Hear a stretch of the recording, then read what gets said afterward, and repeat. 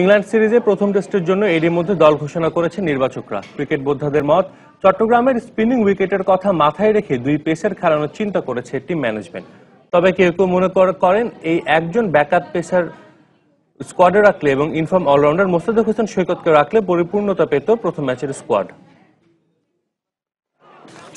সবশেষ মিরপুরে দক্ষিণ আফ্রিকার বিপক্ষে সাদা পোশাকে মাঠে নেমেছিল মুশফিক সাকিবরা। প্রায় 15 মাস পর শক্তিশালী ইংল্যান্ডের বিপক্ষে লঙ্গার ভার্সনে ফিরছে টিম বাংলাদেশ। প্রথম টেস্টের জন্য দলও ঘোষণা হয়ে গেছে। তবে ঘুরে ফিরেই প্রশ্ন, ইংল্যান্ডকে মোকাবেলায় কেমন হয়েছে দলটি? দুই পেসার আর একজন বিশেষজ্ঞ স্পিনার নিয়ে সাজানো 14 সদস্যের বাংলাদেশ স্কোয়াড চট্টগ্রাম টেস্টের জন্য কতটা ভারসাম্যপূর্ণ?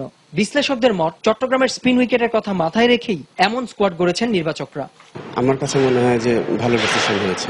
আমি এর আগে নিউজেও দেখছি বা অনেক জায়গায় দেখলাম যে বলা বলি হচ্ছে, ঠিক আছে স্পিনার বেশি খেলানো দরকার আছে, স্পেশালি ইংল্যান্ডের এগেইনস্টে। তবে সাবেক অধিনায়ক খালেদ মাসুদ পাইলট মনে করেন মোসাদ্দেক হোসেন সৈকত স্কোয়াডে থাকলে দলটি পরিপূর্ণতা পেত।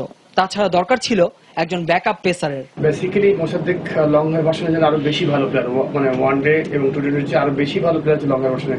তো এইখানে আমার কাছে মোসাদ্দেকের ইনক্লুশনটা হলে আমার কাছে মনে হয় একদম পরিপূর্ণ একটা টিম হতো, যে তার প্রত্যেকটা প্লেয়ারেরই একটা ব্যাকআপ থাকে, যে টপ অর্ডার ব্যাটসম্যানের একটা ব্যাকআপ থাকে, উইকেট কিপার ব্যাটসম্যানের একটা উইকেট ব্যাকআপ থাকে, অথবা স্পিনার পেস বোলারের একটা ব্যাকআপ থাকে। সেই ক্ষেত্রে যেহেতু আমাদের টিমের মধ্যে প্রচুর স্পিনার আছে, তো ব্যাকআপে আমার মনে হয় একটা পেস বোলার রাখলে আমার মনে হয় সুন্দর একটা কম্বিনেশন হতো। আলিস্টার কুক, জো রুটদের নিয়ে গড়া অভিজ্ঞ ইংলিশদের বিপক্ষে লড়তে চারজন নতুন মুখকে নেওয়াটা কতটাই বা যুক্তিযুক্ত? তবে ডেফিনেটলি পুরো সবাই টিমে খেলবে না, যারা ডিবিউটেন্ট আছে তারা সবাই টিমে খেলবে না, তো ওইভাবে দেখার কিছু নাই। আমার কাছে মনে হয় এখন পজিটিভলি দেখা উচিত, যেহেতু যারা খেলছে, যারা সুযোগ পেয়েছে, তাদের জন্য আসলে ভালো প্রার্থনা করাই ভালো আমার কাছে। ওয়ানডে ফরম্যাটে শক্তিশালী বাংলাদেশ লঙ্গার ভার্সনটা এখনো পুরোপুরি মানিয়ে নিতে পারেনি, হোক না মাঠের পারফরম্যান্স অথবা দল নির্বাচনে। রিয়েল ক্রিকেট হচ্ছে টেস্ট ক্রিকেট।